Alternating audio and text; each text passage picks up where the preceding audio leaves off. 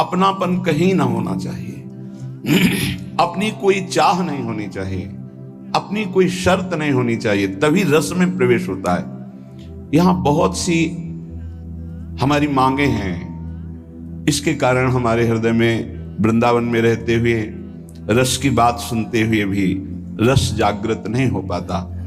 बहुत काल इसीलिए लग जाता है इन कामनाओं का नाश करने में। सच्ची मानिए, यदि विवेक पूर्वक आश्रित हो जाओ तो ये कामनाएं भी नष्ट हो जाएंगी, क्योंकि ऐसा घेरा कृपा सिंधु प्रभु कर देंगे कि आप विषय सेवन कर ही नहीं पाएंगे। जैसे छोटा बच्चा संसार की किसी वस्तु को चाहने लगता है तो मां उसको झटक देती है, उसको भय दिखाती, नहीं ये नहीं खाना, ये नहीं देखना। ऐसे मेरे प्रभु हैं। हम लोगों का स्वभाव उनके ज्ञान समुद्र के आगे छोटे बच्चे जैसा है।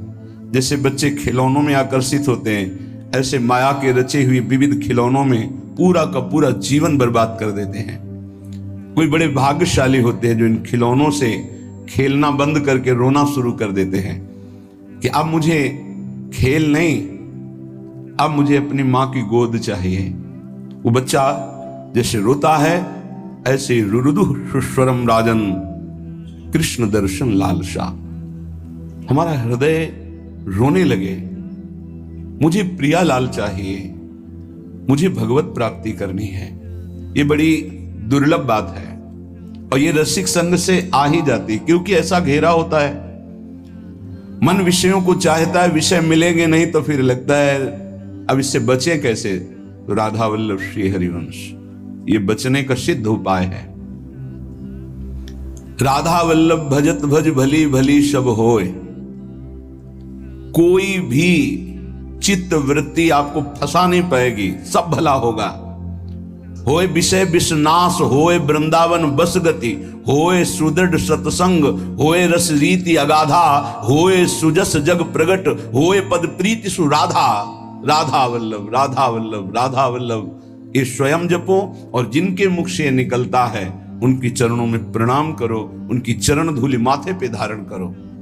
होए विषय विषनाश, ये जो विषय रूपी विष हमारे हृदय में फैल रहा है इसका नाश हो जाएगा, सिद्ध औषधि है।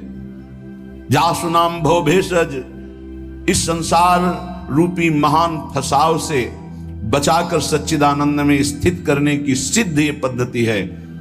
मुख में नाम, हृदय में ध्यान। मान लीजिए, बार बार कर, शाम की भी यही कहा था, मान लीजिए। होए विषय विषनाश, होए वृंदावन बस गति, होए सुदृढ़ सत्संग, होए रस रीति अगाधा, होए सुजस जग प्रगट, होए पद प्रीति सुराधा। सब कुछ इसी से प्राप्त हो जाएगा। श्रीपाद प्रबोधानंद जी महाराज कह रहे हैं, यदि आपको रसिकों का संग मिल गया है, वृंदावन वास मिल गया है, तो दोष दर्शन मत करना। क्यों? यहां अगर हमें दोष दिखाई दे रहा तभी तो हम दोष दर्शन करते हैं। तो कह रहे हैं, वृंदावनस्थे स्वपियेत्र दोषा नारोपयन्ति स्थिर जंगमेषु आनंदमूर्ति स्वपराधीनस ते श्री राधिका माधवयो कथम स्युः। जो श्री जी की कृपा से वृंदावन आया, वृंदावन धाम में भले 1-2 दिन ही वास किया, उसको चाहिए कि अपनी दृष्टि बचावे, या जो अखंड वृंदावन वास कर रहा है, किसी भी प्राणी में दोष दर्शन यहां मत करना, क्योंकि सब राधा कृपा कटाक्ष से पूरित हैं। ये अभी उनमें दोष दिखाई दे रहा है, लेकिन वो दोषी नहीं होंगे, वो प्रियालाल को प्राप्त होंगे।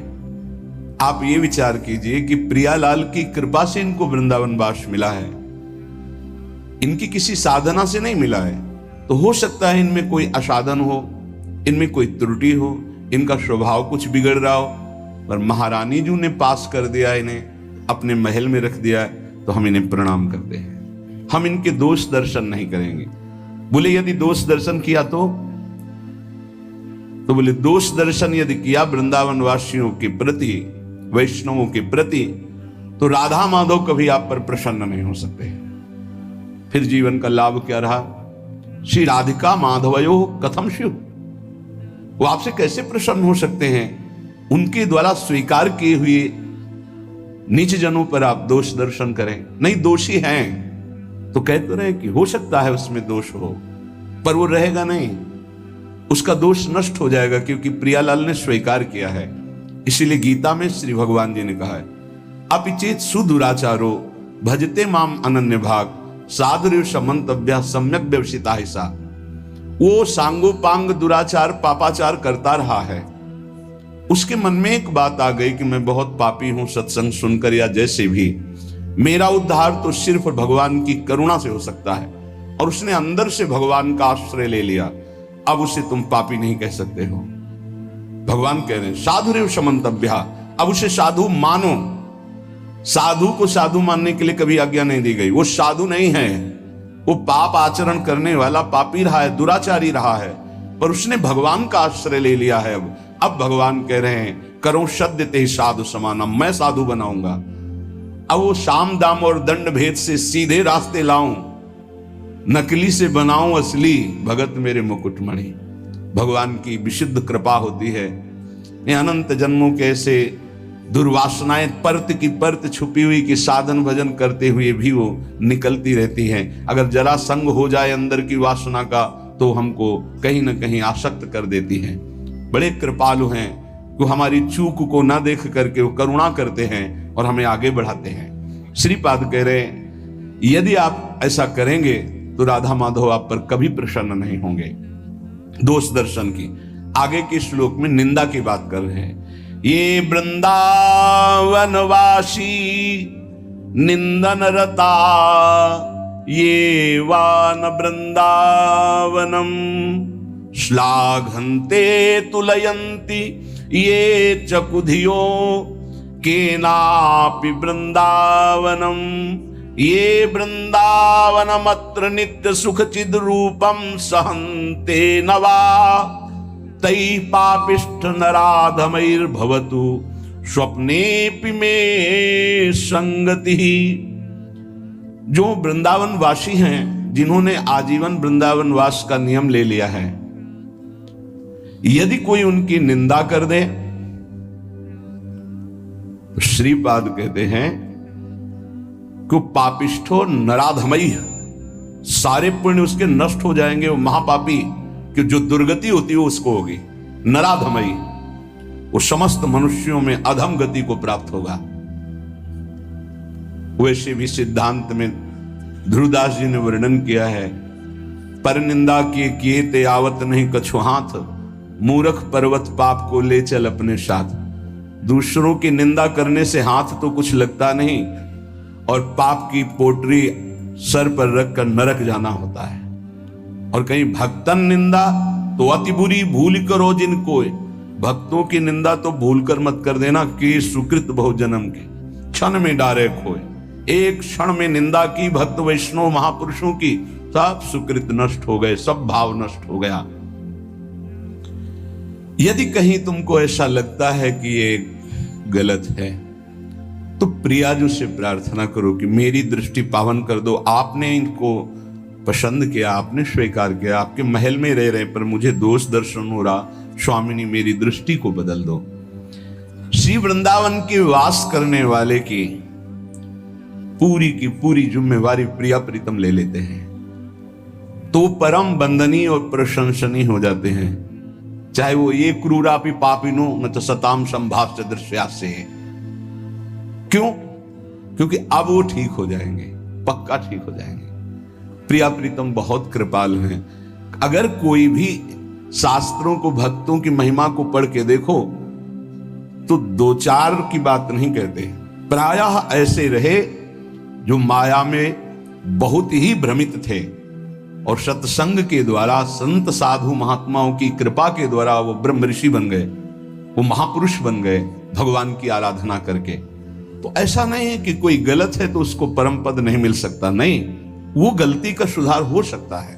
प्रिया प्रीतम की शरण में है, सुधार हो जाएगा। बहुत जन्मों का बिगड़ा हुआ मन है। जो मंदबुद्धि वैष्णव जनों की, कहीं के भी वैष्णव हो, चाहे गृहस्थ हो चाहे विरक्त हो, यदि भगवत आराधन परायण है, कभी भी उसकी छिद्रान्वेषण वृत्ति से दोष दर्शन न करे। ढूंढे कौन सा दोष हो सकता है। बहुत सावधानी की जरूरत है। आपका चिंतन आपकी स्थिति से हो रहा है, उनका व्यवहार चिंतन उनकी स्थिति से हो रहा है। तो किसी की स्थिति में जब तक अपनी स्थिति नहीं मिलाओगे तब तक स्थिति का पता नहीं चलेगा। तो ये तो तुम्हें पता है नहीं कि अंतःकरण तदात्म किया, उसकी स्थिति में पहुंचे और बात जान ली। तुम तो केवल देह भाव में स्थित हो। तो देह भाव के अनुसार यदि किसी वैष्णव की, किसी भगत की, किसी बाहरी चेष्टा पर, बड़े बड़े महापुरुषों की बड़े विचित्र लीलाएं होती हैं, उनको समझ पाना बड़ा कठिन है। सत्संग हो रहा है, बीच सत्संग में सत्संग को रोक दिया श्री रामकृष्ण परमहंस जी, और लाओ वो ये पकोड़ा। विवेकानंद जी ने प्रार्थना की कि प्रभु सत्संग में बीच में कई लोगों की श्रद्धा बिगड़ सकती है। ऐसे भाव में उनकी, तो उन्होंने कहा कि शरीर रजोगुण से चलता है, यदि रजोगुण ना धारण करे तो अभी शरीर छूट जाए। जिस दिन मैं ना मांगू उस दिन जान जाना कि शरीर छूट जाएगा। एक दिन ऐसा ही हुआ, कुछ नहीं मांगा, सबको भय लग गया और शरीर पूरा हो गया। महापुरुषों की क्या लीलाएं हैं, अपने समझ के बाहर हैं। अपने को तो सिर्फ अपने हृदय को देखना है। और श्री वृंदावन की तुलना, समानता अगर कोई इस भौम में किसी परम धाम से करे तो वो सच्चिदानंद मयत्व महाप्रेम में वृंदावन धाम की अवहेलना करता है। जैसे कोई आते हैं बाहर से, बोले हम जान रहे थे वृंदावन ही है। किसी भी पवित्र स्थान को लेकर वृंदावन की समानता में सिर्फ वृंदावन है। बोलो त्रिभुवन में ऐसा कौन सा स्थान है जहां इतने ठाकुर विराजमान हो, इतने शालिग्राम भगवान विराजमान हो, इतनी श्रीमद् भागवत विराजमान हो, इतने महाभागवत भक्त विराजमान हो, इतनी जगह अखंड नाम कीर्तन होता हो, इतनी जगह हजारों वैष्णव नाम जप कर रहे हो। ये तो बाहरी बात हुई। और अंतर में जितने सिद्धाचार्य महापुरुष सब यहीं विराजमान है। स्वयं प्रिया प्रीतम यहां विराजमान है। दिव्य लीलाएं उनकी निरंतर यहां चल रही। यहां की समानता सिर्फ वृंदावन ही कर सकता है। वृंदावन की समानता सिर्फ वृंदावन, प्रिया प्रीतम की समानता सिर्फ प्रिया प्रीतम, दूसरा कोई नहीं, अद्वितीय है। आगे की बात साधक के लिए कह रहे हैं। पहले में कहा दोष दर्शन नहीं करना, दूसरे में कहा निंदा नहीं करना। यदि निंदा करोगे तो पापिष्ठ नराधम दुर्गति को प्राप्त होगे, पक्की बात है। कई ऐसे साधक आते हैं कि हमारा सब कुछ लुट गया, पता नहीं क्यों भजन नहीं हो रहा। आपने कोई वैष्णव अपराध किया है। आप ध्यान दीजिएगा, आपके भजन में विक्षेप पड़ जाए और घंटा 2 घंटा 4 घंटा यदि भजन में विक्षेप रहे तो ये जानना कि गुण धर्म से ये विक्षेप पड़ रहा है। रजोगुण तमोगुण आ गया है इसलिए विक्षेप पड़ रहा है। इसमें कोई चिंता की बात नहीं। गुण धर्म का परिवर्तन होगा, फिर सही भजन होने लगेगा। कबहू तो थोरो भजन कबहू होत विशाल, मन को धीरज छुटे नहीं, गाय न दूजी चाल। दूसरा, यदि 2 दिन 3 दिन आपका भजन में रुचि नहीं लग रही तो जान लीजिए भोजन का दोष हो गया है। कोई ऐसा भोजन जो अधर्म की कमाई का है वो आपको विक्षेप पहुंचा रहा है, वो 2-3 दिन में जलकर समाप्त हो जाएगा, क्योंकि आप भजन की चेष्टा कर रहे हैं। आपके अंदर पश्चाताप होगा, क्या बात है भजन क्यों नहीं हो रहा। तीसरा, यदि कई दिन तक भजन में विक्षेप पड़ रहा है तो फिर दूसरा कोई कारण नहीं हो सकता, वैष्णव अपराध बन गया। कोई न कोई वैष्णव अपराध बन गया, उसको खोजिए और तत्काल क्षमा याचना कीजिए, नहीं तो ये लंबा खिंचता ही चला जाएगा जब तक प्रायश्चित नहीं होगा। ये वैष्णव अपराध भजन को रोक देता है, भजन की वृत्ति ही नहीं उदय होने देता है, इसलिए सावधान। तीसरा, जो भजन में लगे हुए उपासक हैं, असह्य बहु दुर्वचो यदि वदन्ति साक्षात् स्त्रियं बलादपहरन्ति चेत् प्रियसुतादिकं घृणन्ति वा धनाद्यपि च जीवनं यदि हरन्ति वृन्दावन स्थितास्तदपि ते प्रिया मम भवन्ति वन्द्याः सदा। ये निष्ठाएं कलयुग में नहीं हो सकती जैसी श्रीपाद वर्णन कर रहे हैं। यदि वृंदावन वासी हम हैं, प्रिया प्रीतम के उपासी हैं, कोई मेरे सामने मुझे गाली दे रहा है मुझे बिल्कुल विचलित नहीं होना।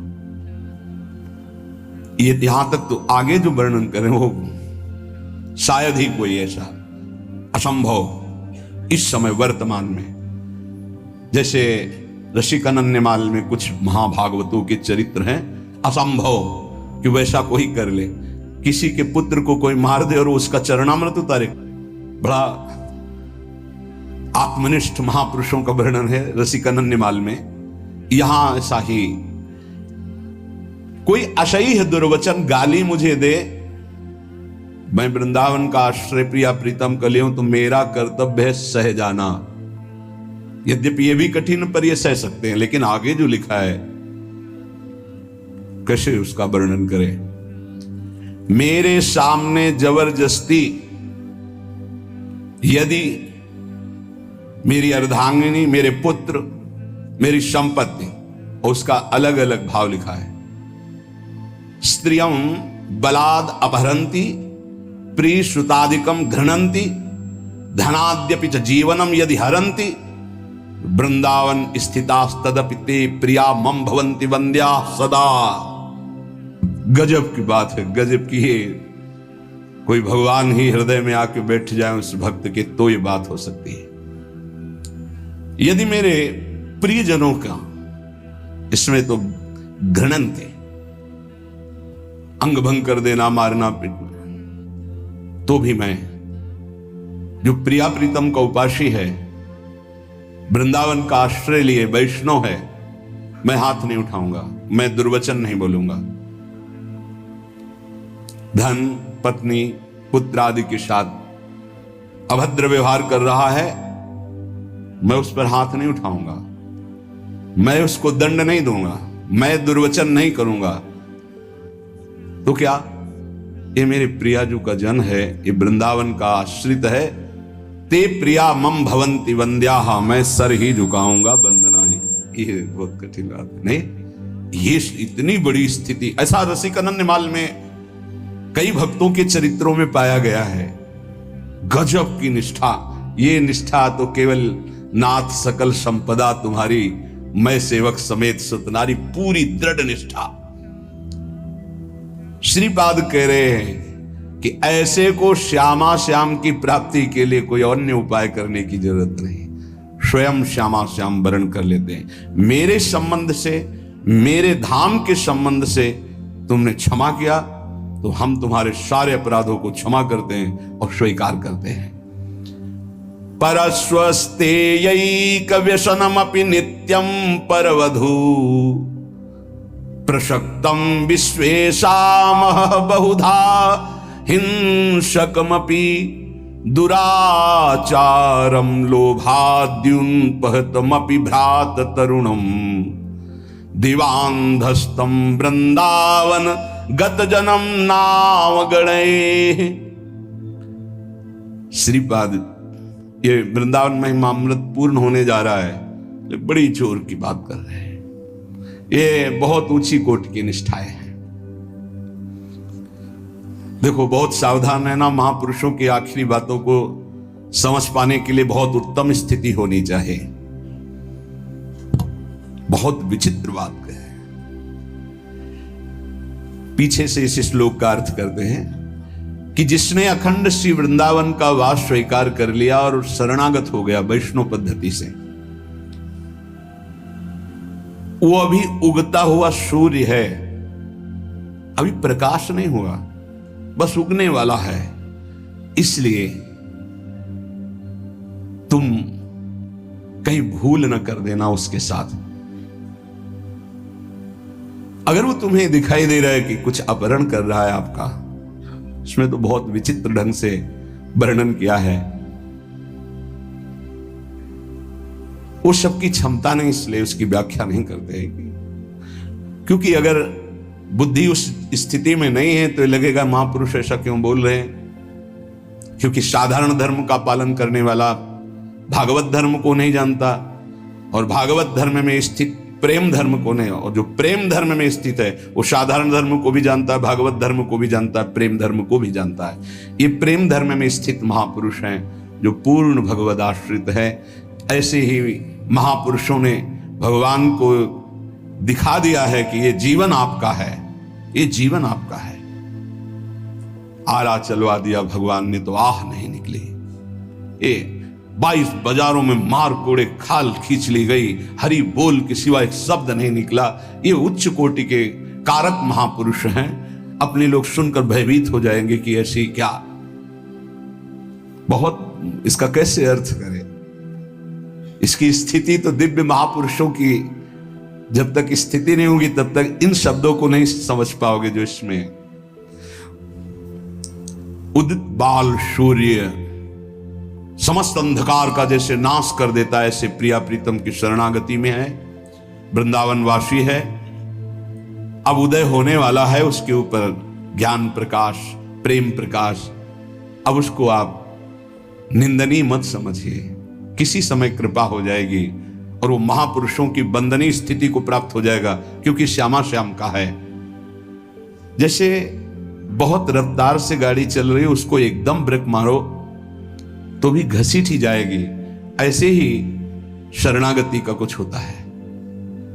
बहुत जन्मों से रफ्तार से गाड़ी भोगों में चल रही है, ब्रेक मारते मारते वो फिसल ही जाता है। जैसे एक बहुत 100-200 वर्ष का पुराना वृक्ष आंधी से जड़ से उखड़ जाए तो महीनों हरा भरा दूर से दिखाई देता है, यद्यपि उसकी जड़ खत्म हो गई। ऐसे शरणागत श्यामा श्याम का हुआ तो यद्यपि संसार बंधन खत्म हो चुका है, पर काफी दिन तक आपको दिखाई दे सकता है कि संसारी है, इसमें कुछ लक्षण संसारी है। वो तुम्हारा सर्वस्व अपहरण करने वाला हो, अब आगे तो कितनी बड़ी बात है, बहुत बड़ी बातें लिख रहे हैं महापुरुष हैं। नित्यम परवधु प्रशक्तम विशेषा महाबहुधा हिंसक मपि दुराचारम लोभाद्युन पहत मपि भ्रात तरुणम। पर वृंदावन गत जन्म नवागणे। मैं नमन करता हूं, उनकी गणना हम दुराचारियों में नहीं करेंगे, क्योंकि प्रिया प्रीतम की शरण में हो गए, ये परम पद के अधिकारी होंगे। आंतरिक बात कि हमें यह देखना है कि ये प्रभु के जन हो चुके हैं, आज नहीं तो कल इनका सुधार निश्चित हो जाएगा। इसमें दो बातें हैं। एक है जो हमारे हृदय की अनंत वासनाएं हैं, प्रभु के द्वारा ही उनका सर्वनाश होगा। कोई चाहे जितनी बढ़कर बात करे, अपने बल से निर्विकार पूर्ण रूप से हो ही नहीं सकता, ये तो कृपा से होता है। अब कृपा हो गई, कहां भोगों में फंसा जीव संसार का, प्रभु की शरण में आया, फिर प्रभु की शरण में आकर के उस शरणागति को नहीं जान पा रहा है, लेकिन उसकी वासनाएं वैसे ही प्रबल है।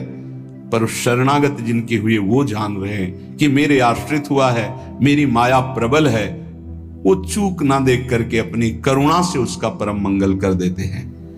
ये अब इसी भाव को समझ करके ध्रुवदास जी लिख रहे हैं, अवगुण करे समुद्र सम गनत नापनो जान, राई के संभजन को मानत मेरु समान। इसका मतलब ये नहीं कि कोई स्वतंत्र रूप से ऐसे वासनाओं में नहीं, वो हरि का जन है, वो जलाकर राख कर देंगे हृदय को।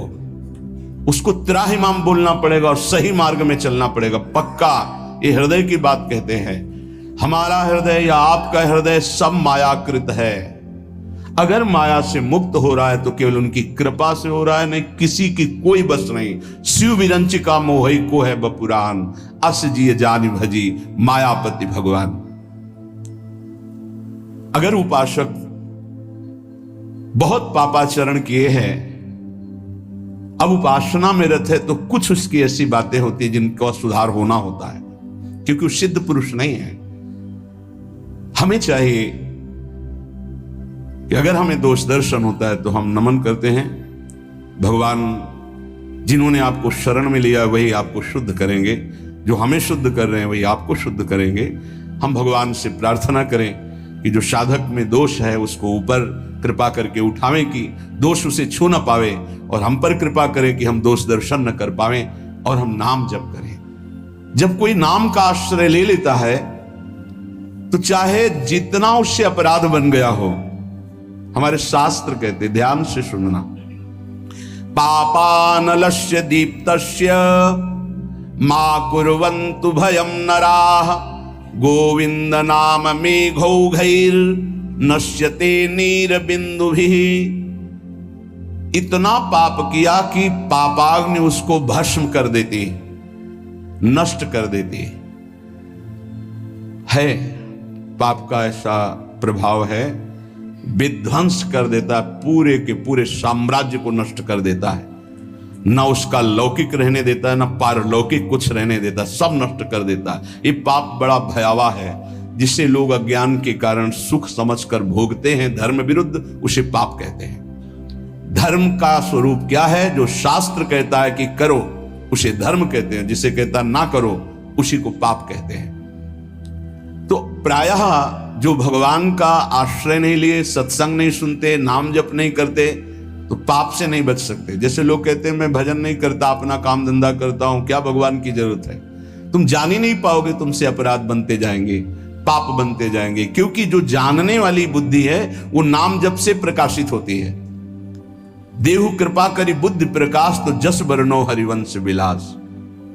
जब हम नाम जप करते हैं तो प्रभु कृपा करके हमारी बुद्धि में ज्ञान का प्रकाश देते, तब समझ में आता है कि हाय मेरे से कितने पाप हो गए, कितनी गलतियां हो गई, पर दीन बंधु पतित पावन प्रभु आपका ही भरोसा है। और नाम जप कर रहे तो बोले जो पापाग्नि उसे भस्म कर देती, उसके लोक परलोक सब जला देती।